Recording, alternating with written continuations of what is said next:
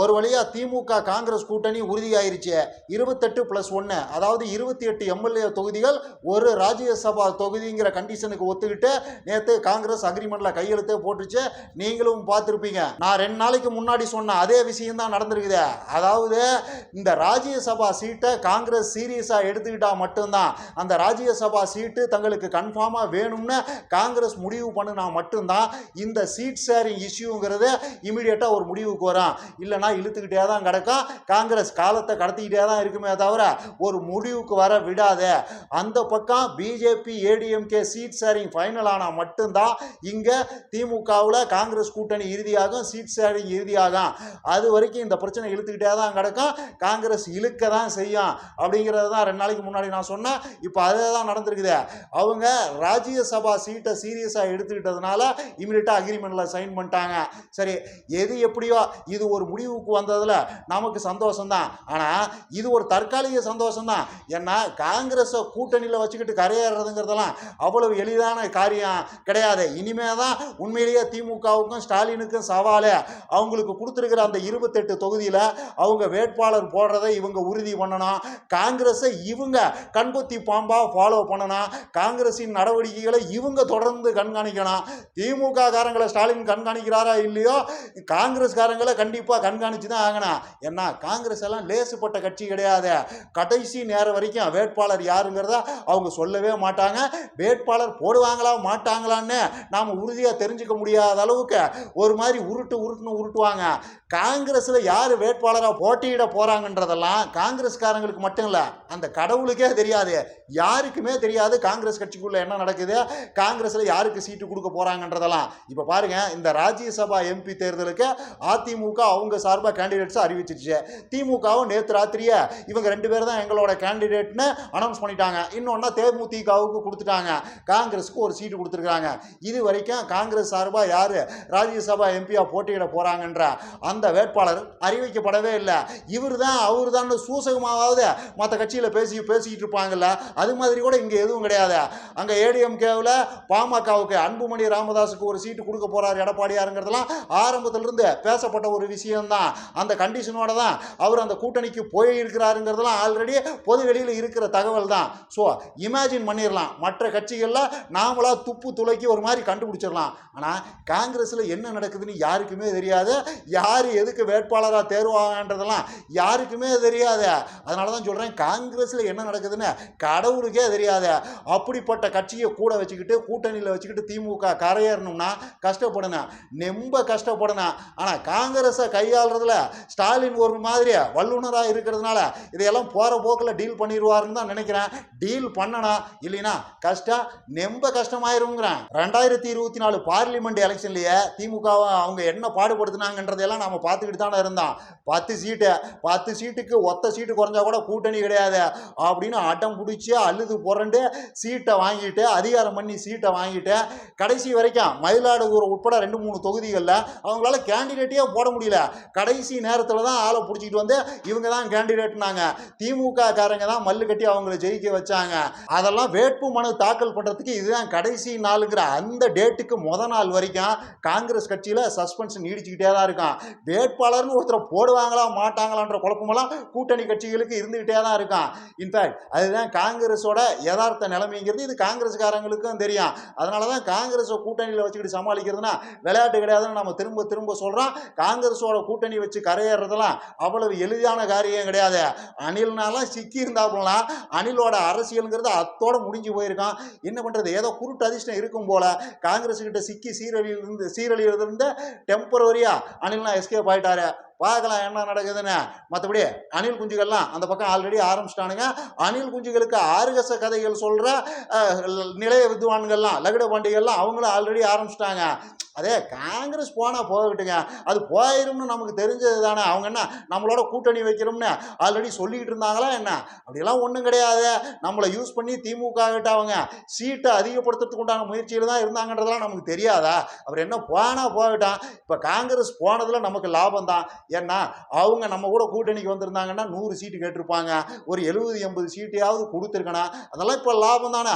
நேரடியாக 234 தொகுதியிலையும் அணில்னா சின்னமான விசில நிற்க வச்சு வேற லெவல் பண்ணிடலாம், நீங்கள் ஒன்றும் பயப்படாதீங்க அப்படின்னு அவங்க இவனுங்களுக்கு ஆர்கச கதைகளை சொல்லிட்டு இருக்கிறாங்க, ஒரு மாதிரி ஆறுதலை சொல்லிட்டு இருக்கிறாங்க. இவனுங்களும் ஒரு மாதிரி மனசை தேத்திக்கிட்டானுங்க. என்ன விஜய் ஒரு வெத்து வேட்டுங்கிறதெல்லாம் அவனுங்க வேற வேற விஷயத்தில் சமீப நாட்களில் நிறைய பார்த்துக்கிட்டு தானே இருக்கிறானுங்க. விஜய் எல்லாம் சினிமாவில் தான் ஹீரோ, பாலிடிக்ஸ்லையெல்லாம் ஜீரோங்கிறதெல்லாம் அவனுங்களுக்கே ஒரு மாதிரி புரிய ஆரம்பிச்சிருச்சு, ஆல்மோஸ்ட் புரிய ஆரம்பிச்சிருச்சு. அதனால அவனுங்களும் ஒரு மாதிரி மனசை தேத்திக்கிட்டானுங்கன்னு வைங்க.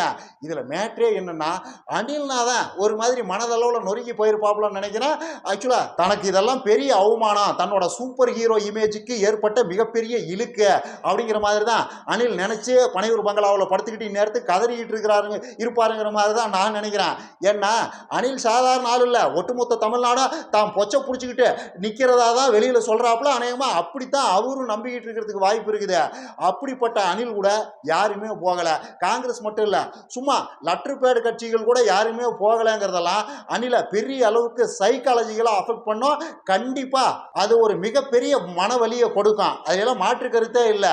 ஏன்னா அனிலும் அந்த பக்கம் மனுஷன் தானே, சும்மா சினிமாவில் வேணா என்ன வேணாலும் பேசிட்டு போகலாம், நான் அப்படி இப்படி சாவுக்கு பயப்பட மாட்டேன், என்னைய கண்டு உலகமே நடுக்குமே தவிர நான்லாம் எதுக்கும் பயப்பட மாட்டேன், எதுக்கும் கவலைப்பட மாட்டேன்னு சும்மா சினிமாவில் இத்து போன பீத்த வசனங்களை பஞ்சுக்கிற மாதிரி பேசிக்கிட்டு தெரியலாமே தவிர ரியல் லைஃப்பில் நாம் அமைச்சரவையில் பங்கு கொடுக்குறோம்னு சொன்னதுக்கு அப்புறமும் நம்மளை யாருமே சீண்டலை.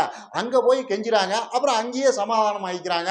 ஆனால் நம்மளை ஒரு ஆளுன்னு மதிச்சு யாரும் வரமாட்டேங்கிறாங்கிறதெல்லாம் அனிலுக்கு கண்டிப்பாக ஒரு மிகப்பெரிய மனவலியை கொடுக்க தான் செய்யும். அதுக்கு என்ன வெளியில் காட்டிக்க மாட்டாரு, அவ்வளவுதான். ஏன்னா எல்லா கட்சிகளும் இந்த வெத்து வேட்டு விஜய் எப்படி டீல் பண்ணுது, நீ எல்லாம் ஒரு ஆளு கூந்தலான்னு நாங்கள் உன்னோட கூட்டணி வைக்கணுமா, நீ நடத்துறதுக்கு பேர் கட்சி, உன் கூட இருக்கிறவங்களுக்கு பேரெல்லாம் கட்சி தொண்டனுங்க, அந்த தற்கூரியானங்களுக்கு கட்சி தொண்டனுங்கன்னு பேர், அவனுங்களையெல்லாம் நம்பி அந்த புண்ணாயானங்களையெல்லாம் நம்பி நாங்கள் உன் கூட கூட்டணி வைக்கணுமா, நீ அமைச்சரவையில் பங்கு எங்களுக்கெல்லாம் தர்ற அப்படிங்கிற லெவலில் தான் அத்தனை கட்சிகளை அணில டீல் பண்ணிக்கிட்டு இருக்குது. இது அவருக்கு ஒரு மாதிரி உரைக்க ஆரம்பிச்சிருக்கோம். என்ன உரைக்க ஆரம்பிச்சிருக்கோம் அதெல்லாம் இந்நேரம் தெளிவாக தெரிஞ்சிருக்கான். அதனால் அணில் நான் இந்நேரத்துக்கு குப்புறப்படுத்திக்கிட்டு குமுறி அழுதுகிட்டு இருப்பாப்புலன்னு தான் நினைக்கிறேன்.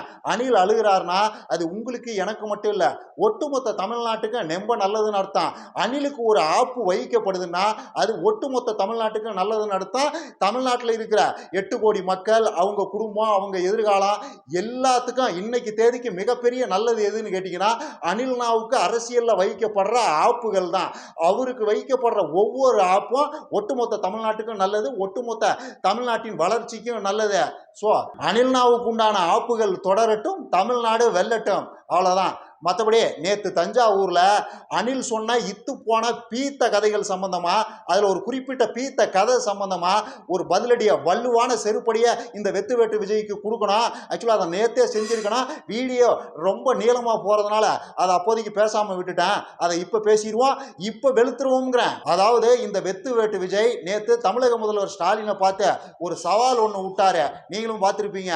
எப்படிங்க நீங்கள் 2வது டைம் வந்துடுவீங்களா, ஆனானப்பட்ட உங்கள் ஒப்பாராலே 2வது டைம் வர முடியல, நீங்கள் எங்கேருந்து வருவீங்க, அதான் நான் வந்துட்டுல வர விட்டுருவேனா, நீங்கள் எப்படி 2வது டைம் வர்றீங்கன்னு நான் பார்க்குறேன். திரும்பவும் சொல்கிறேன், ஆனானப்பட்ட உங்கள் அப்பாராலேயே முடியல, நீங்கள் எங்கேருந்து ஜெயிப்பீங்க அப்படிங்கிறத அனில்னா அழுத்தம் திருத்தமாக ஒரு சினிமா பஞ்சு டயலாக் மாதிரியே பாலிடிக்ஸில் நான் சொன்னது மட்டும்தான் நடக்குங்கிற மாதிரி தெனாவெட்டா பேசியிருந்தாரு.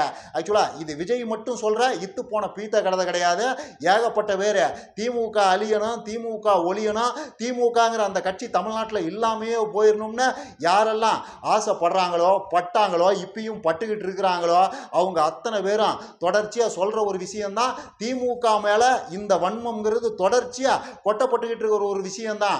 1949 திமுக ஆரம்பிக்கப்பட்ட அந்த காலத்திலிருந்து இன்னைக்கு வரைக்கும் இந்த மாதிரியான இத்து போன பீத்த கதைகளை ஏகப்பட்ட பேர் சொல்லிக்கிட்டே இருக்கிறாங்க. அடிப்படையில் திமுக திரும்ப 2வது தடவை ஆட்சிக்கு வந்ததே கிடையாதுங்கிறது ஒரு ஃபேக் நேரேட்டிவ் தான், ஒரு ஃபால்ஸ் நேரேட்டிவ் தான், ஒரு நேரேட்டிவ் மேனிப்புலேஷன் தான். திமுக மேலே தொடுக்கப்படுற ஒரு தாக்குதல் தான், திமுக மேலே கொட்டப்படுற வன்மம் தான். யாருக்கெல்லாம் திமுக அழிஞ்சு போகணும், திமுகங்கிற ஒரு கட்சியை தமிழ்நாட்டில் இருக்கவே கூடாதுங்கிற என்ன ஆழ்மனதில் இருக்குதோ அவங்க அத்தனை பேரும் இந்த பீத்த கதையை இதை திரும்ப சொல்லிக்கிட்டே தான் இருக்கிறாங்க. அது எப்படி திமுக திரும்ப 2வது தடவை ஆட்சிக்கே வந்தது இல்லையா, என்ன கணக்கில் இவங்க எல்லாம் பேசிக்கிட்டு திரிகிறாங்க. 1967 72 கண்டினியூவா திமுக தான் ஆட்சியில் இருந்தது. 67லேருந்து 77 வரைக்கும் கிட்டத்தட்ட 10 வருஷம் திமுக தான் ஆட்சியில் இருந்தது. அதில் 8 வருஷம் கலைஞர் கருணாநிதி முதலமைச்சராக தான் இருந்தார். என்ன கணக்கு கூந்தல்ல இவனுங்கெல்லாம் இப்படி பேசிக்கிட்டு திரியிறானுங்க. அதான் சொல்கிறேன், திமுக திரும்ப ஆட்சிக்கு வந்ததே இல்லைன்னு சொல்கிறதே ஒரு வன்மம் தான். அப்படி பேசுகிறவங்களாம் ஆகச்சிறந்த அயோக்கிய பையன்னு அர்த்தம். நாம் இதை சொன்னோம்னு வச்சுங்க, இது ஆதாரபூர்வமாக சொன்னோம்னா உடனே என்ன கண்டிஷனை போடுவானுங்கன்னா, அதே எம்ஜிஆர் அதிமுகவை ஆரம்பித்ததுக்கு அப்புறமா தான் அந்த கணக்கு பொருந்தான், அதுக்கு முன்னாடி பொருந்தாத, ஏன்னா எம்ஜிஆர் உள்ளே இருந்ததுனால தான் திமுக ஜெயிச்சுது அப்படின்னு இப்படி உருட்டுவாங்க. இவனுங்களெல்லாம் என்னத்து சொல்கிறதுன்னு எனக்கு தெரியல. ஏண்டா உங்கள் இஷ்ட கூந்தலுக்கு டேர்ம்ஸ் அண்ட் கண்டிஷன் எல்லாம் போடுவீங்களா? உங்கள் இஷ்ட கூந்தலுக்கு பவுண்டரி போடுவீங்களா? திமுக 2 தடவை தொடர்ச்சியாக ஆட்சிக்கு வந்திருக்குதா இல்லையா, அதுதான் கணக்கு. வந்திருக்குது, ஆல்ரெடி அது நடந்திருக்குது, அதுதான் மேட்ரு. எம்ஜிஆர் அங்கே இருந்தாரா இல்லையாங்கிறதெல்லாம் தனி கதை, தனி விவாதம். எவன்டா சொன்னது திமுக திரும்ப ஆட்சிக்கு வந்ததே இல்லைன்னு? இப்படி பேசுகிறவங்களாம் திரும்பவும் சொல்கிறேன், அயோக்கிய பயலுகன்னு அர்த்தம். இதையெல்லாம் தாண்டி இந்த வெத்து வேட்டு விஜய்க்கு கலைஞர் மேலேயும் கலைஞர் கருணாநிதி மேலேயும் கலைஞர் குடும்பத்து மேலேயும் பர்சனலாகவே மிகப்பெரிய வன்மை இருக்குதுன்னு நினைக்கிறேன். அவர் ஏதோ ஒரு விஷயத்தை நினச்சி உள்ளுக்குள்ளே குமுறி அழுதுகிட்டு இருக்கிறாரு. அது எப்படி கலைஞர் பாலிடிக்ஸ்லையும் சக்ஸஸ்ஃபுல்லாக இருந்தார், அதே நேரம் குடும்பம் விஷயத்துலையும் குடும்ப உறவுகள் விஷயத்துலையும் அவ்வளவு சக்ஸஸ்ஃபுல்லாக இருந்தார், ஃபேமிலியும் அவ்வளவு சக்ஸஸ்ஃபுல்லாக ரன் பண்ணார், பாலிடிக்ஸையும் பொலிட்டிக்கல் பார்ட்டியையும் ஆட்சியையும் அத்தனையும் அவர் ரொம்ப சக்ஸஸ்ஃபுல்லாக ரன் பண்ணார். நம்மளால் முடியலையே, நாம் அதுக்கு பக்கத்தவனாக இருக்கிறோமே அப்படிங்கிற அந்த ஆதங்கம் இயலாமல் ஆற்றாமல் அத்தனையும் அனில்னாவை போட்டு வாட்டி எடுக்குதுன்னு நினைக்கிறேன். அதனால தான் அப்பா மகன்னு உங்கள் அப்பாவால் முடியல நீங்கள் எங்கிருந்து செய்வீங்க அப்படின்னு தன்னோட வன்மத்தை வெளிப்படுத்துகிறாருன்னு நான் நினைக்கிறேன். ஏதோ ஒரு வகையில் கலைஞருடைய அசாத்திய திறமைங்கிறத அவர் குடும்பத்தை பார்த்துக்கிட்டதாகட்டும், கட்சியை பார்த்துக்கிட்டதாகட்டும், ஆட்சியை நடத்தினதாகட்டும், இது எல்லாமே எப்படி ஒரு மனுஷனான எல்லா இதுலேயும் சக்ஸஸ்ஃபுல்லாக இருக்க முடியுது, நம்மளால முடியலையே அப்படிங்கிற அந்த ஆதங்கம் இயலாமல் ஆற்றாமல் இன்னபிற ஈர வெங்காயங்கள் அத்தனையும் அனில்னாவை நெம்பனால போட்டு வாட்டுன்னு வாட்டி எடுத்துக்கிட்டு இருக்குதுன்னு நினைக்கிறேன். அதனால தான் இப்படி குமுறிக்கிட்டு இருக்கிறாப்புல. அடிப்படையில் இந்த விஜய் சினிமாவில் ஒரு சக்ஸஸ்ஃபுல் ஹீரோ தான், அதுல எல்லாம் ஒன்றும் மாற்று கருத்து கிடையாது. பெரிய ஹீரோ தான், நம்பர் 1 ஹீரோ தான், பெரிய அளவுக்கு அவருக்கு பிஸ்னஸ் இருக்குது. அதே மாதிரி சினிமாவில் தான் சம்பாதிச்ச பணத்தை பக்காவாக இன்வெஸ்ட் பண்ணி பல மடங்கு பெருக்கி வச்சிருக்காப்புல. ஸோ சினிமாவிலையும் ஒரு பர்சனலாக ஒரு பிஸ்னஸ் மேனாகவும் விஜய் சக்ஸஸ்ஃபுல்லான ஒரு ஆள் தான். ஆனால் பர்சனல் லைஃப்னு எடுத்துக்கிட்டா ஒன்றுமே இல்லையே, யாரையும் கூட வச்சிருக்கிறதுக்கு வக்கே கிடையாது. இருந்தாலுங்க அவங்க அப்பா அம்மாவையும் விரட்டி விட்டாரு, பொண்டாட்டி பிள்ளைகளையும் விரட்டி விட்டாரு, எதையும் வச்சு வாழ்கிறதுக்கு வக்கு இல்லை. அதை மூடி மறைக்கவும் தெரியலை. ஒரு மாதிரி கமுக்கமாக பல பணக்காரனுங்க மெயின்டைன் பண்ணுவானுங்க. குடும்பத்துக்குள்ளே 1000 பஞ்சாயத்து இருந்தாலும் அது வெளியில் வராமல் பார்த்துக்குவாங்க. அந்த துப்பு இந்த ஆளுக்கு கிடையாது. இதெல்லாம் கலைஞரால் செய்ய முடிஞ்ச ஒரு விஷயம்னு வச்சுக்கோங்க. அவருக்கும் பிக்கல் பிடிங்கள்லாம் வந்ததுன்னு வச்சுக்கோங்க. ஆனால் யாரும் கண்ணை கசக்கிட்டு கோர்ட்டுக்கெல்லாம் போனது கிடையாது. அதெல்லாம் ஒரு மாதிரி அவர் சமாளிச்சிருவார். இதையெல்லாம் நம்மளால செய்ய முடியலையே, இவங்க ரொம்ப சக்சஸ்ஃபுல்லா செஞ்சிருக்கிறாங்களே, என்ன கணக்கு அப்படிங்கிற அந்த ஆற்றாமை இயலாமையை தான் கலைஞர் குடும்பத்தின் மீதான வன்மமா இந்த வெத்து வேட்டு விஜய் திரும்ப கொட்டிக்கிட்டே இருக்கிறாரு. இதுல வேற ஏதாவது விஷயம் இருக்குதுன்னா அணில் குஞ்சுகள் வந்து சொல்லுங்க. உங்களுக்கு என்ன, அவங்க அப்பாவால முடிஞ்சா என்ன, முடியலன்னா என்ன? ஆக்சுவலா அப்பாவால முடியாததை மகன் செஞ்சு காட்டுறதுங்கிறதெல்லாம் இயற்கையில இயல்பா ரொம்ப சர்வசாதாரணமா நடக்கிற ஒரு விஷயம் தான். அப்பாவால முடியலன்னா அது மகனாலேயும் முடியாதுங்கலாம் அப்படி ஏதாவது இயற்கையில் இருக்குதா என்ன? இயல்பா சர்வ சாதாரணமா நடக்கிற ஒரு விஷயம்தான். அப்பாவால் முடியாததை செஞ்சு முடிச்ச மகன்கள் தான் மரணத்தை தாண்டியும் வாழ்றாங்க. அதுதான் வரலாறுன்னு பேசப்படுது. அதுதான் அவர்கள் தான் வரலாற்றின் நாயகர்கள்னு கொண்டாடப்படுறாங்க. அதனால அப்பாவால் முடியாததை மகன் செய்ய முடியாதுன்னெலாம் ஒன்றும் கிடையாது. ஸ்டாலினுக்கு இன்னொரு வாய்ப்பை கொடுக்கணுமா இல்லையாங்கிறது பொதுமக்களுடைய முடிவு. அவங்க ஸ்டாலின் மேலே எந்த அளவுக்கு நம்பிக்கை வச்சிருக்கிறாங்க, கலைஞரையும் தாண்டின ஒரு நம்பிக்கையை ஸ்டாலின் மேலே இந்த மக்கள் வச்சிருந்தா அவருக்கு இன்னொரு வாய்ப்பு கொடுக்க போறாங்க. ஜனநாயகத்தில் மக்கள் தீர்ப்பு தான் இறுதியானது. ஸோ எதுவுமே நடக்கக்கூடாதுன்னெலாம் ஒன்றும் கிடையாது. அதுக்கெல்லாம் 100% வாய்ப்பு இருக்குது. இதையெல்லாம் தாண்டி இன்னொரு எமோஷனலான விஷயத்தை இந்த இடத்துல சொல்லணும்னு நினைக்கிறேன். அதாவது கலைஞர் மகனான ஸ்டாலினுக்கு இந்த மக்கள் ஒரு வாய்ப்பையே கொடுக்காம போயிருந்தாங்கன்னு வைங்க, அவரை முதலமைச்சரே ஆக்காம போயிருந்தாங்கன்னு வைங்க, ஒரு மாதிரி கலைஞருக்கும் அவர் இந்த தமிழ்நாட்டின் வளர்ச்சிக்கும் செஞ்சதுக்கு ஒரு குறைஞ்சபட்ச நேர்மை கூட இல்லாமல், குறைஞ்சபட்ச நன்றி கூட இல்லாமல் இந்த மக்கள் நடந்துக்கிட்டாங்கன்ற மாதிரி ஆயிரும். ஆனால் அப்படி எதுவும் நடக்கலை. கலைஞர் இந்த தமிழ்நாட்டுக்கும் தமிழ் இனத்துக்கும் செஞ்ச நல்லதுக்காக அவர் மகனுக்கு ஒரு வாய்ப்பை கொடுத்து இந்த மக்கள், தமிழ்நாட்டு மக்கள் நேர்மையாக நேர்மையா இருந்துட்டாங்க, நன்றி உணர்வோட இருந்துட்டாங்க.